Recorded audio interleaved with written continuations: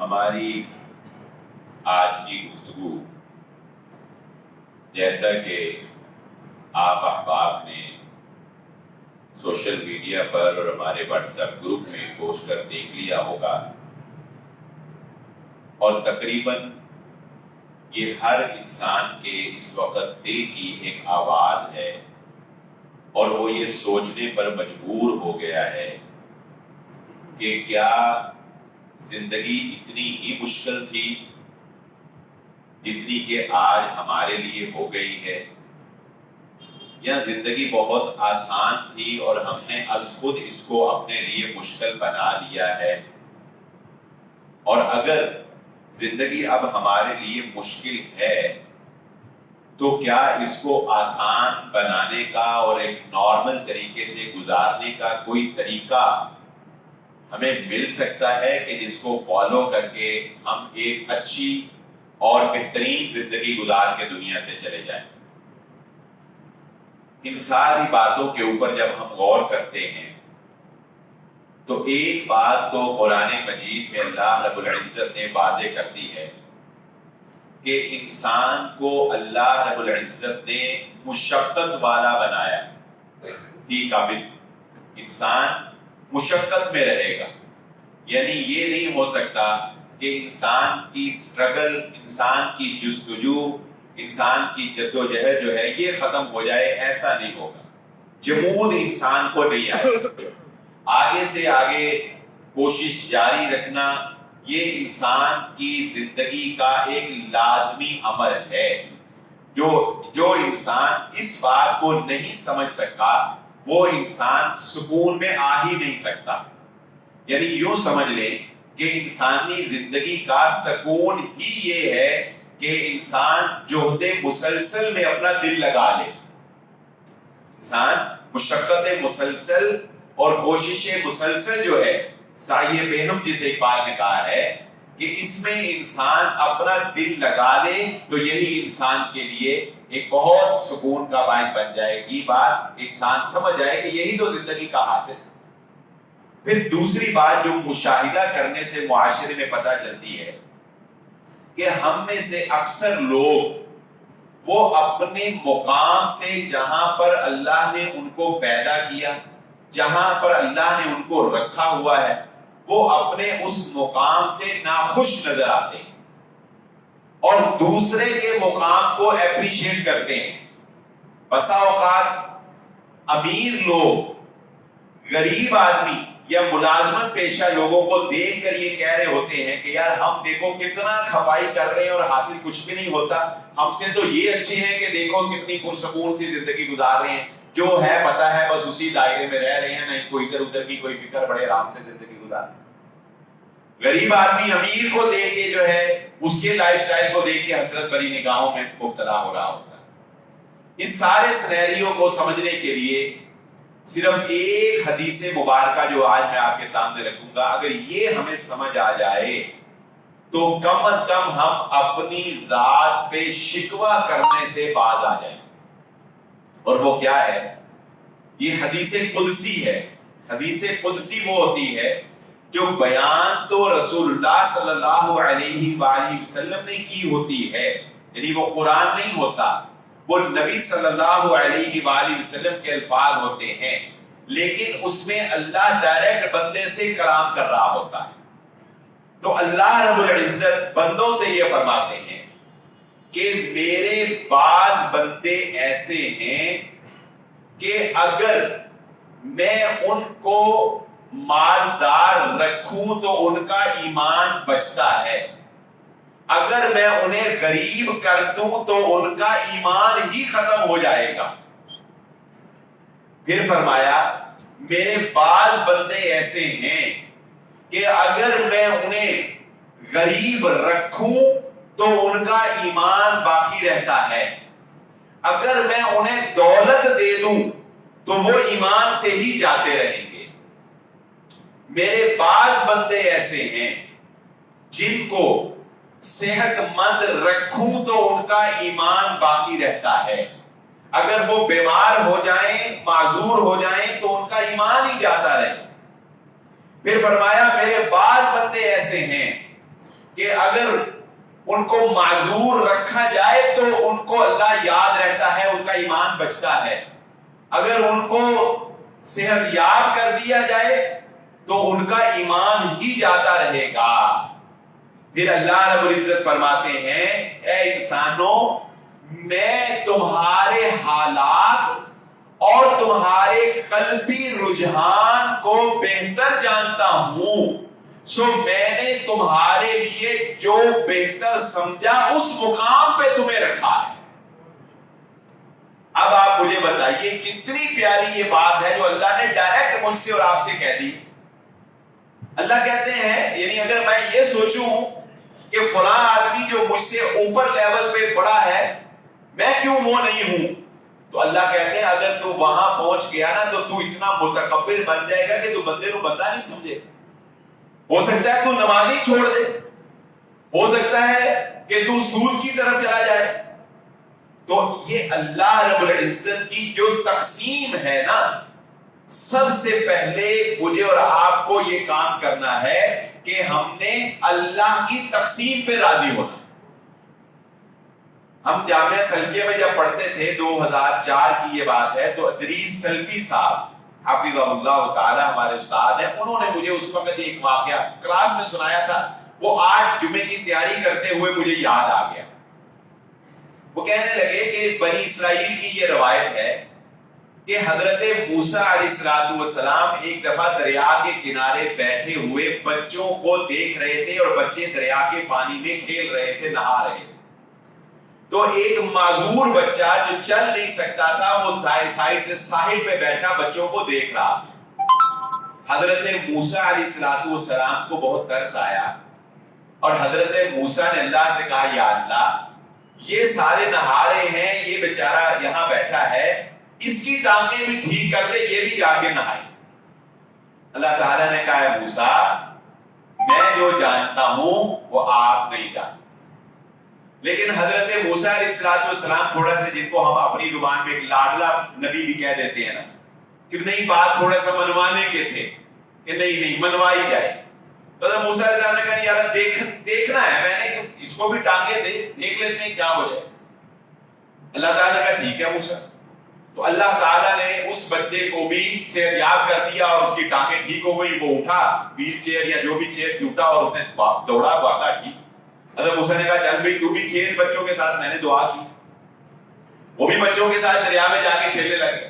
اب حضرت موسیٰ علیہ السلام دیکھ رہے ہیں وہ کوئی کھیلتا رہا، کوئی تھوڑی دیر بعد کھیل میں ہی اس کو غصہ آیا، اس نے ایک بچے کو گردن سے پکڑا، اس کو دریا میں ڈبو دیا. حضرت موسیٰ علیہ السلام نے کہا یا اللہ تیرے فیصلے سے. اس نے بچوں کو ڈبونا شروع کر دیا. تو حضرت موسیٰ علیہ السلام نے کیا کہا کہ یا اللہ تم نے جو رکھا اس کو تو ٹھیک ہے. تو اللہ کو پتا ہے کہ میں نے کس کو کہاں پہ رکھا. اگر اس راہ پہ رہتے ہوئے تم اللہ کی رضا میں زندگی گزار لو تو تمہارے لیے جنت اللہ نے بڑی آسان رکھی. اور یہ بھی یاد رکھنا اگر اللہ نے کہیں تم میں کوئی کمی رکھی ہے تو اس کا ریگارڈ تمہیں دیا جائے گا. یہ نہیں کہ اگر کوئی کمی رکھی ہے تو اس کا تمہیں کوئی بینیفٹ نہیں ملے گا. وہ بینیفٹ بھی تمہیں قیامت والے دن اللہ رب العزت نرمی کی صورت میں، جب پیپر سخت بنایا جاتا ہے تو مارجن نرم کر دی جاتی، جب پیپر نرم بنایا جاتا ہے تو مارجن سخت کر دی جاتی. یہ عام دنیا کا قانون. تو اللہ رب العزت بھی انسانوں کو تقسیم کر رہا ہے، لیکن جس دائرے میں انسان ہے اگر اسی میں رہے تو زندگی بہت آسان ہے اور اللہ رب العزت نے نجات کا راستہ آسان رکھا ہے. اگلی بات، یہ ساری باتیں وہ ہیں جو مشاہدات، لوگوں کے سوالات اور لوگوں کے مسائل سے اخذ کی گئی اور ان کو قرآن و سنت کی روشنی میں آپ کے سامنے پیش کر رہا ہوں. لوگوں میں بے سکونی کی ایک بہت بڑی وجہ کیا ہے؟ وہ ہے دنیا میں ناکامی یا شکست کا خوف. اور یہ شیطان کا بہت بڑا ہتھیار ہے کہ جو وہ انسانوں کو دنیا کے فقر، دنیا کی ناکامی اور دنیا کی شکست سے ڈرا کر انسان سے گناہ کرواتا ہے. اچھا، اس کو بڑی آسانی سے سولو کیا جا سکتا ہے. وَمَا الْحَيَاةُ الدُّنْيَا إِلَّا مَتَاعُ الْغُرُورِ إِنَّمَا الْحَيَاةُ الدُّنْيَا لَعِبٌ وَلَهْوٌ وَزِينَةٌ وَتَفَاخُرٌ بَيْنَكُمْ. اللہ تعالیٰ نے دو باتیں بیان کی. دنیا کی زندگی اللہ تعالیٰ کیا کہتے ہیں کہ یہ ایک کھیل ہے, اس کو کھیل سمجھو. کھیل کا مطلب کیا؟ خوف انسان کو نہیں ستائے گا. میں آپ ہم میں اب بھی یا بچپن میں کوئی نہ کوئی گیم تو ضرور کھیلی ہوگی. ہم کرکٹ کھیلتے ہیں, ہم بیڈمنٹن کھیلتے ہیں. مثال لے لیجئے کہ ہم نے کرکٹ کا میچ کھیلا. میچ کھیلتے ہوئے اگر میں اپنے ذہن میں یہ بات بٹھا لوں کہ میں دو ٹیمیں میچ کھیل رہی ہیں, ایک نے جیتنا ہے اور ایک نے ہارنا ہے. اگر میں ہار گیا تو کیا ہوگا؟ زیادہ سے زیادہ میں ایک گیم ہے, ایک کھیل ہے, کھیل ہی ہاروں گا نا. کیا فرق پڑتا ہے؟ میں ایک میچ ہار جاؤں گا, کھیل ہے, کھیل میں ہار جیت ہوتی ہے. اگر یہ بات ہم اپنے ذہن کو سمجھا دیں کہ دنیا ایک کھیل ہے نا یار, ہار بھی گئے تو کیا ہوا؟ دنیا کی ہار زیادہ سے زیادہ یہی ہے نا, زیادہ دولت نہیں کما سکے, ہار گئے. زیادہ کسی عہدے پہ نہیں پہنچ سکے, ہار گئے. کوئی بہت شہرت نہیں کما سکے, ہار گئے. یہی دنیا کی ہار ہے نا. اور تو دنیا کی ہار کوئی ہار نہیں. کسی بڑی پوسٹ پہ نہیں پہنچ سکے, ہار گئے. دنیا کی ہار کو ایک کھیل کی ہار سمجھو بس. جس طرح انسان میچ میں, کھیل میں ہار جاتا ہے تو کیا اب جان لے لے اپنی. لیکن یہاں دنیا کی محبت اتنی غالب آ چکی ہے کہ دنیا کی ہار میں لوگ اپنی جان دے دیتے ہیں, خودکشیاں کر رہے ہیں. بچے امتحانات میں نمبر کم آنے پہ خودکشیاں کر رہے ہیں, ڈپریشن میں جا رہے ہیں. کیوں؟ نمبر کم آ. تو اس چیز کو ہمیں اپنے اندر انجیکٹ کرنا ہوگا کہ اللہ رب العزت نے اس دنیا کی ہار کو کوئی اہمیت نہیں دی ہے. اس دنیا کی ہار ہو سکتا ہے اللہ کے نزدیک وہی جیت بن جائے, وہی کامیابی بن جائے. اس دنیا کی محبت اس کو اپنے اندر سے نکالیے, زندگی پرسکون ہوتی چلی جائے. تیسری چیز جو زندگیوں میں سکون پیدا کرنے کے لیے ضروری ہے اور جس نے دنیا میں ہماری زندگیوں کو بے سکون بنایا ہوا ہے, مشکل بنایا ہوا ہے, وہ کیا ہے؟ ہم لوگ چیزوں کو, معاملات کو نارمل نہیں لیتے, لائٹ نہیں لیتے, بلکہ ان کو پہاڑ بنا کے اپنے دماغ میں سوار کرتے. میں جب یہ ساری اسٹڈی کر رہا تھا اس ٹاپک کے اوپر تو میں نے ایک بات سوچی. میں نے کہا کہ ہمارے پاس اتنے مسائل آتے ہیں, گھریلو مسائل, میاں بیوی کے مسائل, ساس سسر کے مسائل, اور ہر تیسرا بندہ کہہ رہا ہے کہ بس میں ڈپریشن میں چلا گیا, میں ڈپریشن میں چلا گیا, یہ ہو گیا, وہ ہو گیا, فلان ہو گیا. میں سوچ رہا تھا کہ کیا صحابہ کرام نے شادیاں نہیں کی تھی؟ کیا ان کے شوہر بیوی کے جھگڑے نہیں ہوتے تھے؟ کیا ان کے ساس سسر نہیں ہوتے تھے؟ یقیناً سب کچھ ان کے ساتھ بھی وابستہ تھا. تو پھر میں اس ساری اسٹڈی سے جس نتیجے پر پہنچا وہ یہ ہے کہ حضرت فاطمہ اور حضرت علی رضی اللہ تعالیٰ عنہما کے درمیان بھی نوک جھوک ہوتی تھی نا. حضرت علی گھر سے نکل کے مسجد النبی میں آ کے لیٹ گئے, نوک جھوک ہوئی تھی. ہم نے یہ واقعہ حدیث میں پڑھا. صحابہ میں بھی اونچ نیچ ہوتی تھی, وہ بھی گھریلو مسائل کا شکار ہوتے تھے. ان میں بھی نکاح ہوتے تھے, ان میں بھی بیوہ ہوتی تھی, ان میں بھی طلاقیں ہوتی تھی. لیکن ان کی زندگی کا مقصد اتنا بلند تھا کہ یہ دنیاوی امور کبھی بھی ان کے ذہن پر سوار ہوئے ہی نہیں. ان دنیاوی امور کو وہ معمولی سا خیال کر رہے, ایک روٹین لائف. وہ کہتے تھے یہ تو ہونا ہی ہے, یہ تو ایک روٹین لائف ہے, اس کو ذہن پہ سوار کرنے کی. وہ ذہن پہ جس چیز کو سوار کرتے تھے وہ تھا اللہ کا دین. ان سے گناہ ہو جاتا تھا تو انہیں بہت فکر ہوتی تھی, ان سے اپنی نماز کی فکر ان کو زیادہ ہوتی, ان کو جہاد کی فکر زیادہ, انہیں رسول اللہ صلی اللہ علیہ وآلہ وسلم کی فکر زیادہ. یہ گھریلو امور, یہ دنیاوی امور, یہ ان کے لیے بہت لائف سے.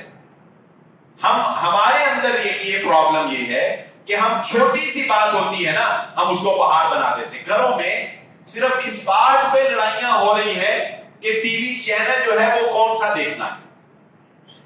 एसी का रिमोट जो है, एसी की जो टेम्परेचर होता है वो कितने नंबर पे रखा जाएगा, इस बात पे लड़ाइयां हो रही हैं और धूल पकड़ रही। गाड़ी जो है उसके ऊपर छोटी छोटी बात के ऊपर लड़ाइयां हो रही, गाड़ी ले जाने पर लाने पे लड़ाइयां हो रही। मैं एक आपको जाती बात सुनाऊं, पिछले दिनों की बात है, मैं एक जगह पर गाड़ी में हवा भरवाने के लिए गया, रुका, तो अब इत्तेफाकन है कि वो दो बंदे, वो दुकानदार और बंदा जो है वो आपस में लड़ रहे। थोड़ी देर मैंने देखा, मैंने कहा छोटी सी बात है, खत्म होगी नहीं। वो बढ़ते बढ़ते अब यह बात यहां तक पहुंच गई कि वो एक दूसरे का बस सर खोलने लगे। मैं गाड़ी से उतरा, मैंने उनको बुला के पूछा, मैंने कहा यार मसला क्या है? मैंने कहा मुझे मसला तो बताओ ना, मसला क्या है? कहने लगा जी इसने मुझे 150 रुपए की ट्यूब जो है वो महंगी दी, मैंने फलां जगह पे पता किया, वो मैं सस्ती दी, ये महंगी दे रहा, मैं अपनी डलवाता, ये कहता है मैंने खोल ली है, अब तुझे डलवानी पड़ी। मैंने जेब से 200 रुपया निकाला, मैंने उसको कहा यार ये पकड़, तुझे 200 रुपए की टेंशन है, ये 200 रुपया पकड़, तो अपने पास रख, लड़ाई ना करो, बात खत्म। उसने वो 200 रुपया मुझसे लिया और लड़ाई खत्म हो। अब 150 रुपए की खातिर अगर वो एक दूसरे का सर फाड़ देते तो बात हजारों पे पहुंचनी थी कि नहीं पहुंचनी थी? वक्त का ज़िया अलग, बेइज्जती अलग। एक छोटी सी बात जिसको 100-150 में हल किया जा सकता है, अब उसको बढ़ा के हजारों में हल करते हैं और इसको समझते हैं कि ये बड़ी हमारी अना है, ये बड़ा हमारा तकब्बुर है जी। जब अड़ गए तो फिर अब हजार नहीं देखने, अब लाख नहीं देखने, अब अगले की बजा के रखनी। ये हमारा इंतहाई नेगेटिव माइंडसेट है। यही कुरान कहता है, यही हमारी शरीयत कहती है कि छोटे छोटे गुनाहों को अगर तुम छोड़ने की आदत नहीं बनाओगे तो ये छोटे छोटे गुनाह तुम्हें कबीरा गुनाह तक पहुंचा देंगे, सगायर ही कबायर तक पहुंचाते हैं। अगर तुम सुन्नतें छोड़ना शुरू करोगे तो फराइज की भी तुम्हारे अंदर कोताही आ जाएगी। अगर सुन्नतों का एहतमाम करोगे, नफलों का एहतमाम करोगे तो फराइज की कोताही भी कम होगी।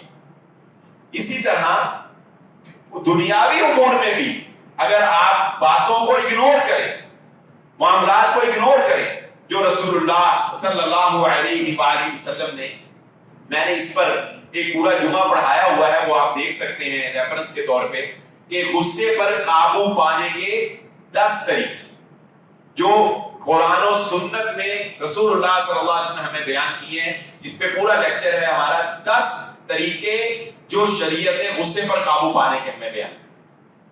मैं एक आर्टिकल पढ़ रहा था, एक लिखारी है मशहूर, उसने एक पायलट का इंटरव्यू बयान किया, बड़ी प्यारी बात है।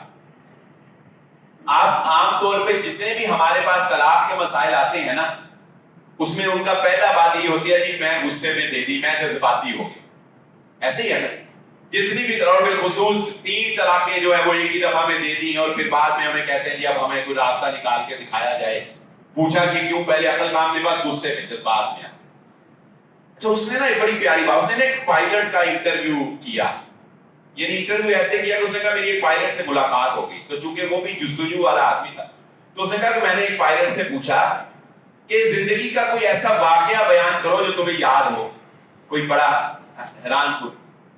तो मुख्तसर ये कि वो कहने लगा कि उस पायलट ने मुझे बताया कि एक दफा मैं बहुत ऊपर बुलंदी से, मेरा टारगेट था कि मैंने फौरन नीचे आना था और मैंने फाइटर जेट में उड़ा रहा था और मैंने एक इलाके पे बमबारी करनी।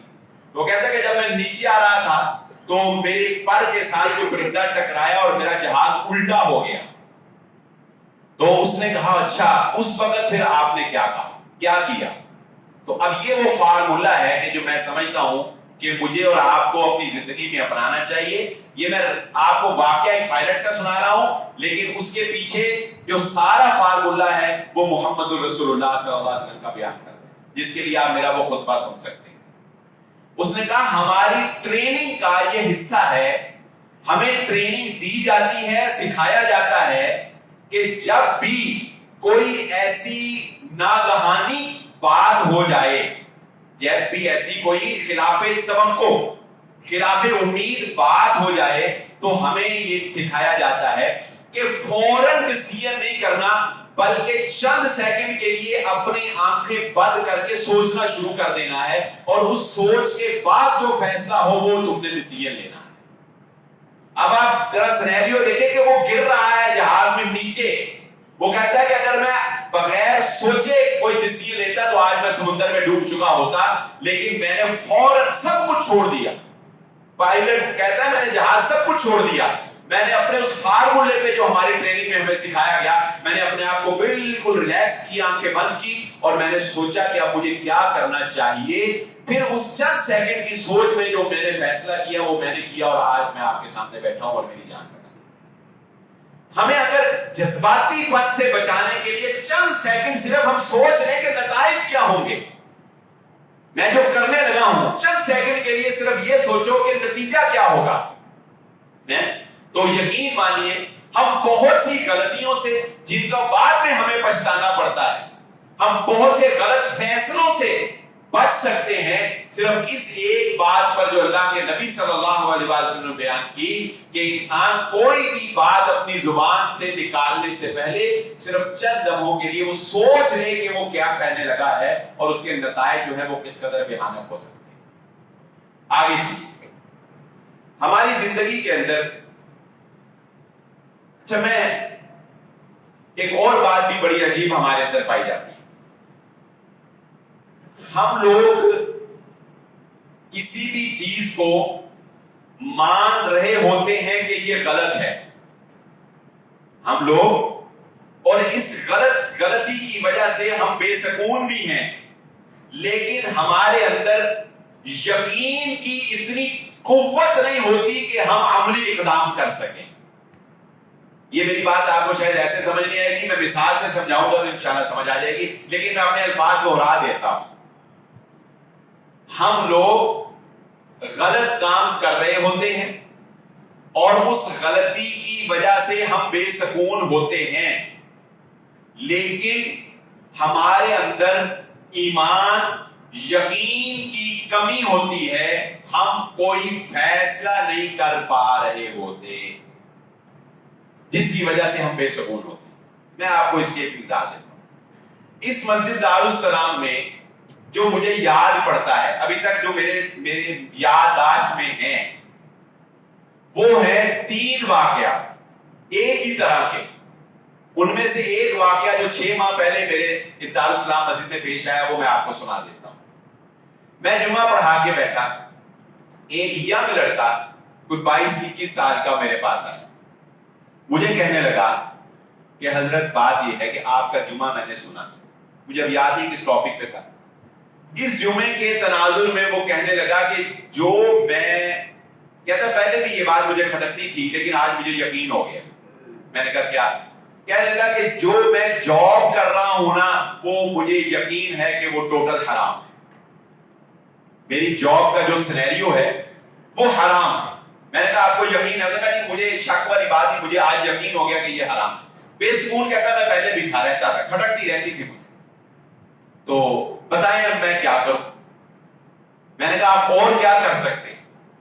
کہتا کہ میری اسٹڈی ایسی ہے کہ مجھے اس فیلڈ کے علاوہ کہیں اور جاب ملنا کوئی آسان نہیں ہوتی ہے نا، فیلڈ ہی ایسی ہوتی۔ میں نے کہا پھر؟ کہنے لگا جی سمجھ نہیں آ رہی کیا کروں۔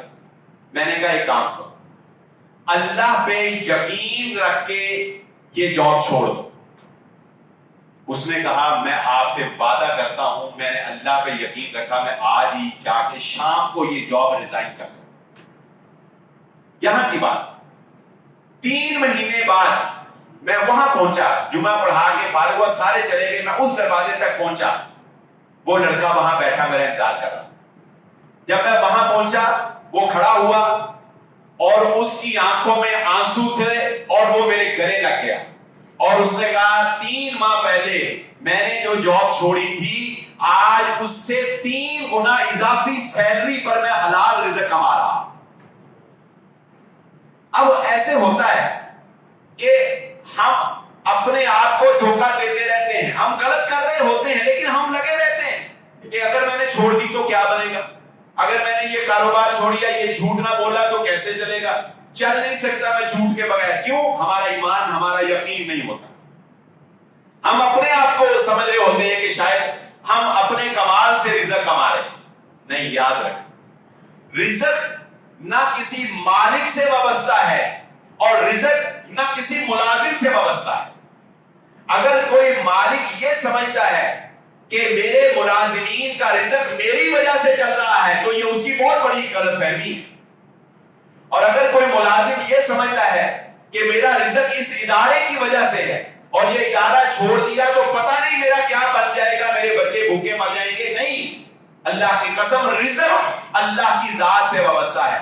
ہم تھکے اس لیے کھاتے ہیں کہ ہم نوکریاں اگر چھوڑتے ہیں یا چھوٹتی ہیں ہم اللہ کے لیے نہیں چھوڑتے, ہم اپنے کسی فائدے یا اپنے کسی فیصلے کی وجہ سے چھوڑتے ہیں, پھر ہم ذلیل ہوتے ہیں.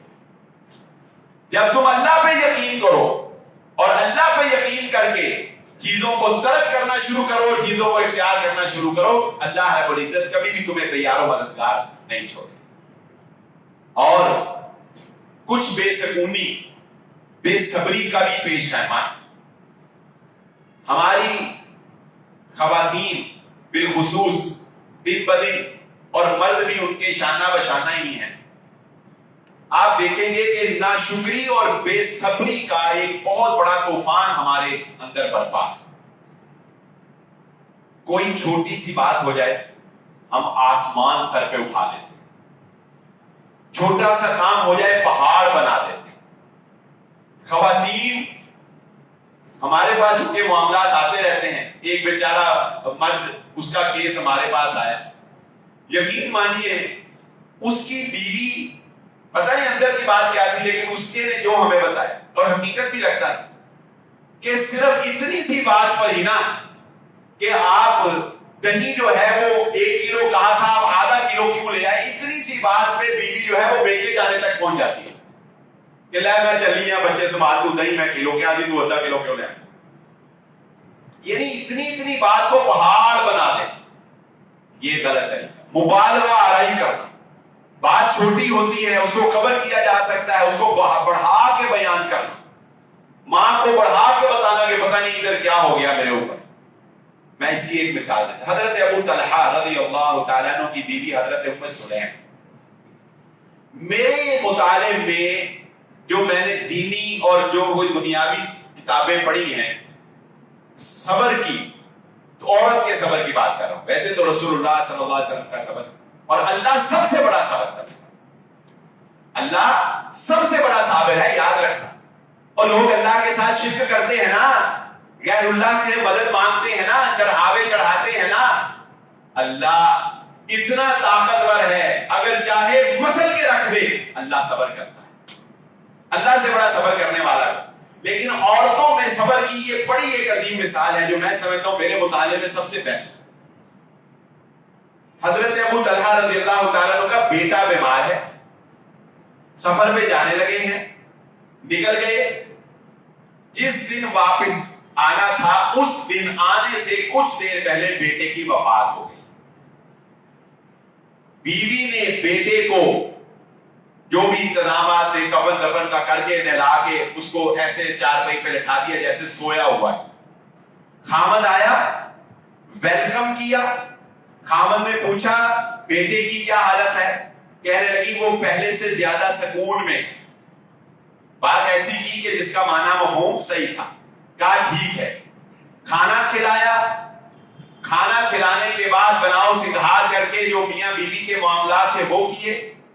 جب خامد ریلیکس ہو گیا, صبح ہوئی, خامد کو کہا ابو طلحہ اگر آپ کسی اپنے پڑوسی کو کوئی امانت رکھوائیں اور پھر واپس مانگے تو کیا وہ پڑوسی امانت اپنے پاس روک کر رکھنے کا اختیار رکھتا ہے یا امانت واپس کرنی پڑے گی؟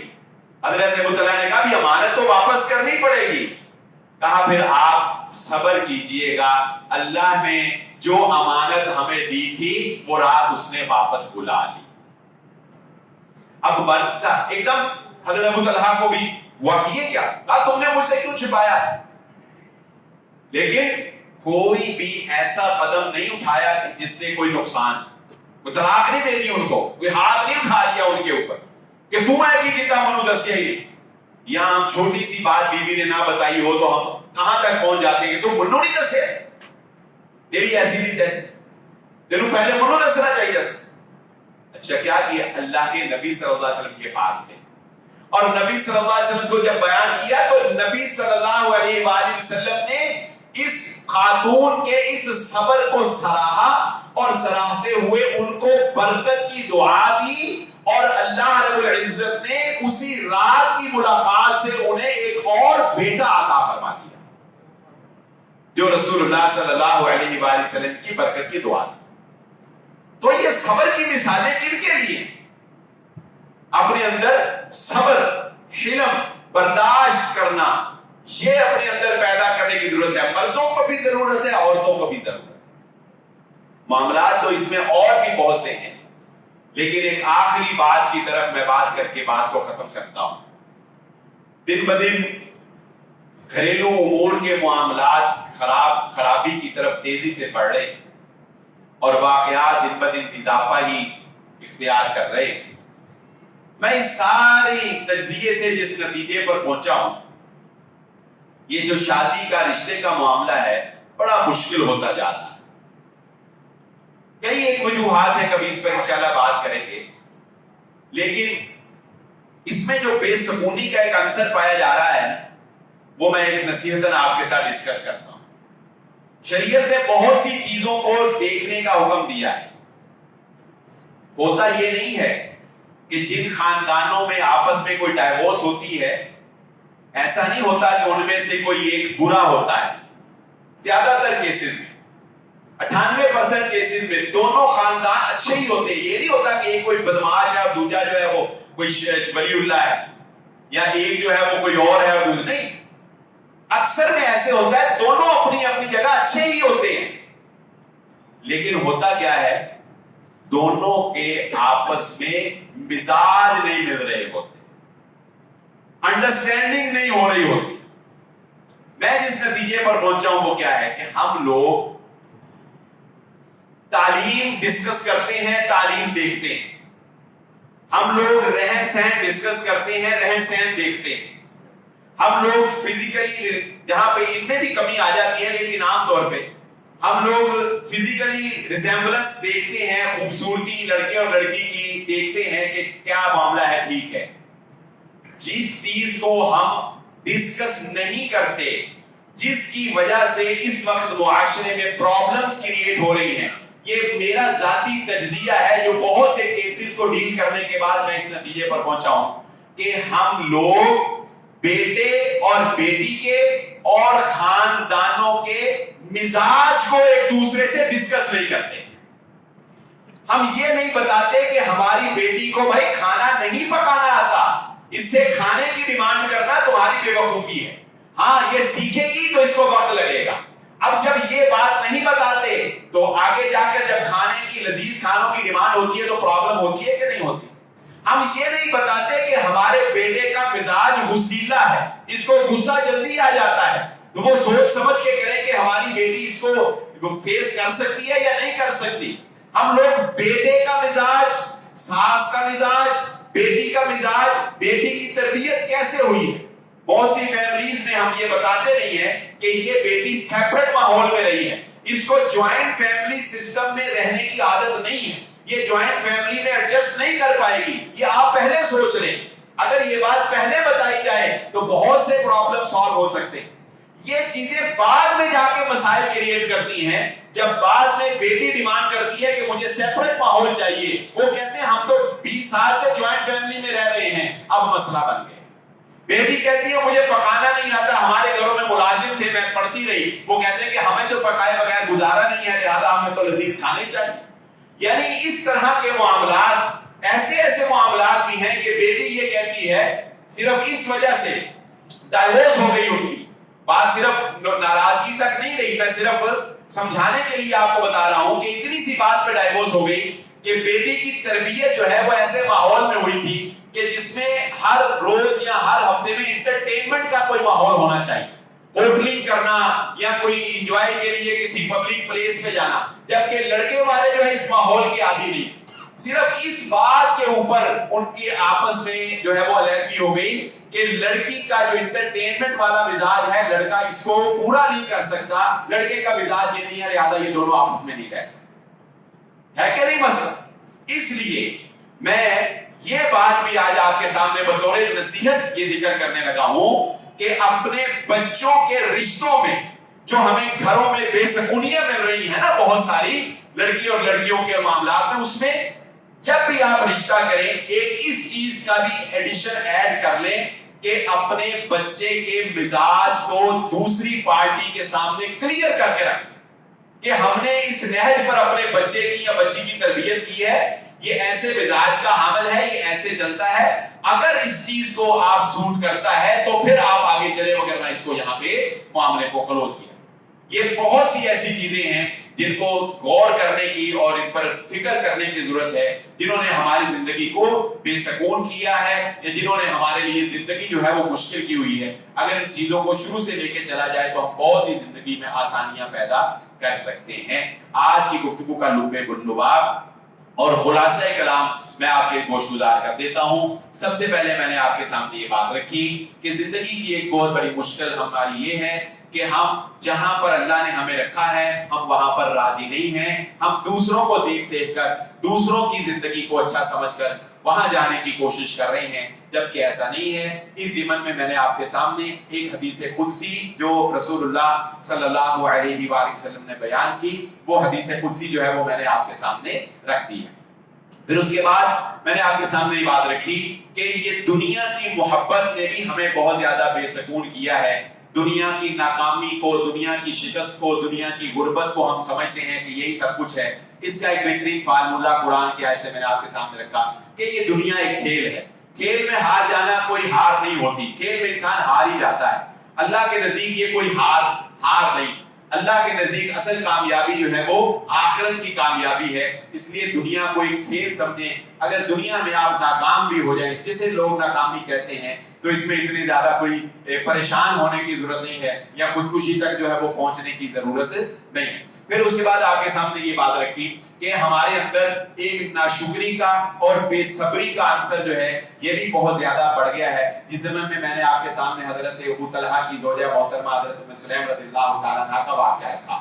پھر آپ کے سامنے یہ بات رکھی چوتھی کہ ہم چھوٹی چھوٹی باتوں کو پہاڑ بنانے کے عادی ہیں، چھوٹے چھوٹے گناہوں کو ہم معمولی سمجھتے ہیں۔ جب وہ معمولی گناہ یعنی ہم موبائل پہ عام ویڈیوز دیکھنا وہ جو عام بات سمجھتے ہیں، لیکن وہ چھوٹی چھوٹی ویڈیو جو ہے ہمارے جذبات کو برانگیختہ کر کے ہمیں بڑے گناہ تک پہنچا دیتی ہیں، اس کا ہمیں احساس نہیں ہوتا۔ چھوٹے چھوٹے گناہ کبیرہ گناہ تک پہنچا دیتے ہیں، تو ہم چھوٹی چھوٹی باتوں کو پہاڑ بناتے ہیں تو ہم پریشان ہوتے ہیں۔ جس کے ضمن میں نے آپ کے سامنے ایک واقعہ بھی رکھا جو میرے ساتھ پیش آیا، وہ اس ضمن میں آپ کے سامنے رکھا کہ بات چھوٹی ہو اس کو اگنور کرنا سیکھو، نارمل کرنا سیکھو۔ پھر میں نے آپ کے سامنے صحابہ کی زندگی سے بات رکھی کہ ان کو بھی یہ سارے مسائل درپیش تھے، لیکن وہ اتنی اہمیت نہیں دیتے تھے ان مسائل کو جتنی کی اہمیت ہم لوگ دے رہے ہیں۔ پھر آخری بات آپ کے سامنے یہ رکھی کہ مسائل کے اندر ایک مسئلہ یہ بھی دیکھنے میں آیا ہے کہ لوگوں کی زندگیاں اور بالخصوص جو ہماری ازدواجی زندگیاں ہیں وہ اس کی بے سکونی کی وجہ مزاجوں کا آپس میں نہ ملنا ہے۔ وہ اس لیے کہ ہم شادی کرتے وقت مزاج ڈسکس نہیں کرتے۔ اگر شادی کرتے وقت مزاج کو ڈسکس کر لیا جائے تو یہ بھی ایک بہتر حل ہو سکتا ہے۔ بے شک اسی بندے سے دوبارہ شادی ہو جائے، لیکن کم از کم پتا تو ہوگا نا ادھر مزاج کتنا رہا ہے، ادھر کتنا چل رہا ہے، پتا تو ہوگا نا کہ بھائی ادھر رہتے میں ادھر ہی چل، جو پتہ ہی نہیں ہوتا وہ بعد میں امیدیں زیادہ ہیں تو پھر وہ معاملات جو ہے وہ خرابی کی طرف چلے جاتے ہیں۔ یہ تقریباً سمجھ لیں کہ 25% باتیں ابھی ہوئی ہیں جو میں نے لکھ کے لایا تھا، 75% رہ گئی، وہ پھر کبھی صحیح انشاءاللہ اللہ رب العزت ہمیں سمجھنے کی اور عمل کرنے کی توفیق عطا فرمائے۔ وآخر الدعوانا الحمدللہ۔